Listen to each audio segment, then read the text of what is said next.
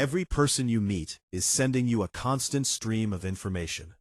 Their body, their eyes, their voice, their choices, their reactions. Most people receive none of it.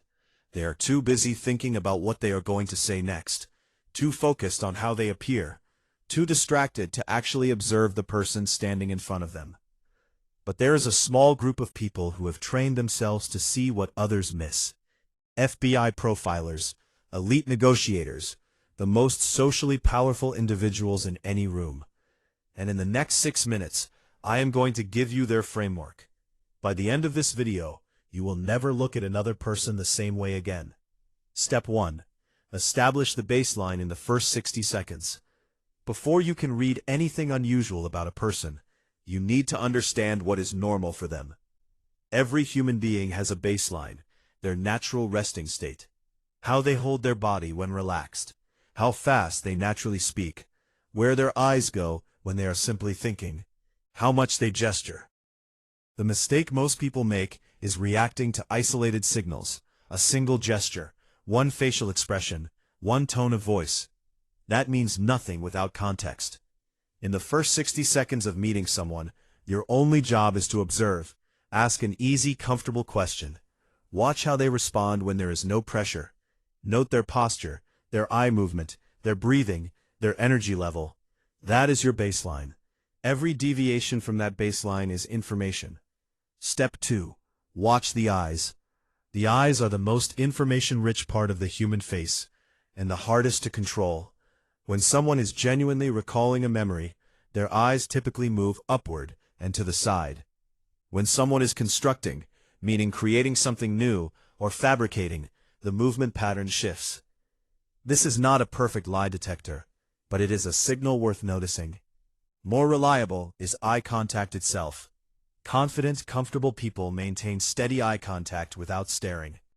People who are hiding something either avoid eye contact completely or, and this is the one most people miss, they maintain unnaturally perfect eye contact because they know they are supposed to look honest. Forced eye contact is actually more suspicious than broken eye contact. Also, watch for micro-expressions. These are involuntary flashes of emotion that cross the face in less than a quarter of a second before the person regains control. Disgust, fear, contempt. They cannot be faked and they cannot be fully suppressed. If you train your eyes to catch them, you see what someone really feels before they decide what to show you. Step 3. Read the body from the ground up. Most people focus on faces. Professionals focus on the entire body, starting with the feet. Here is why. The face is the most socially monitored part of the body. People have spent their entire lives learning to control their facial expressions. The feet have not been trained. Feet point toward what a person is genuinely interested in or wants to move toward. If you are in a conversation and the person's feet are pointed away from you, toward the door, toward someone else, their body is already leaving, even if their face is still engaged. Move up to the torso. A body turned towards you is open. A body angled away is closed, regardless of what the face is doing. Crossed arms are often not defensiveness, but self-soothing. The body creates a barrier when it feels unsafe. Hands are critical. Open palms communicate honesty and openness. Hidden hands, in pockets, behind the back, under a table, create psychological distance and are associated with concealment. And watch for self-touching. When people are under stress or being deceptive, they unconsciously touch their face, neck, or collar. This is the nervous system trying to self-soothe. The more stress, the more touching. Step 4. Listen to what is not said. The content of what someone says is often the least informative part of the conversation. Pay attention to the structure. People who are telling the truth typically recall events with natural disorder. They remember a detail they forgot. They correct themselves. They go back and add something. Memory is imperfect, and genuine recollections reflect that. People who are constructing a story tend to tell it in perfect sequence. Too clean, too logical, too complete. Because they rehearsed it. Also, listen for distancing language. When someone says, "that woman," instead of her name, or the incident instead of what I did, they are psychologically separating themselves from the thing being described. This is unconscious, and it is revealing. Listen for qualification overload.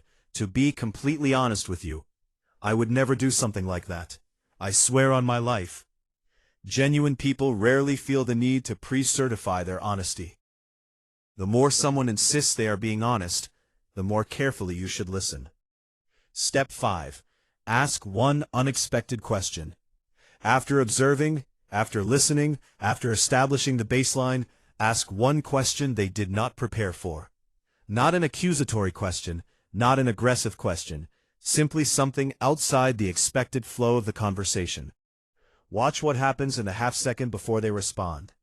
That half-second, before the social brain takes over and constructs the appropriate answer, is where you see the most truth.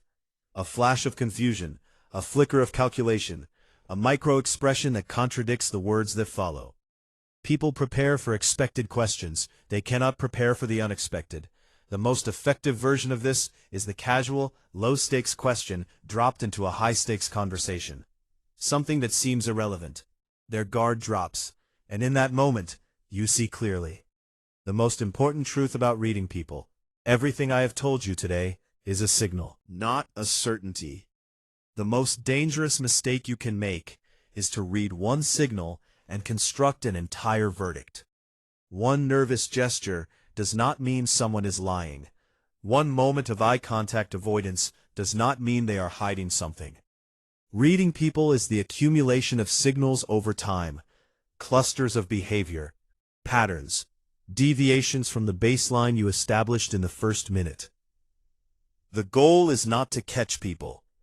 The goal is to understand them more completely than they expect to be understood. Because when you truly understand people, you are never again surprised by what they do. And you are never again caught off guard by who they really are. Subscribe to Mind Vault, because the more you understand, the more untouchable you become.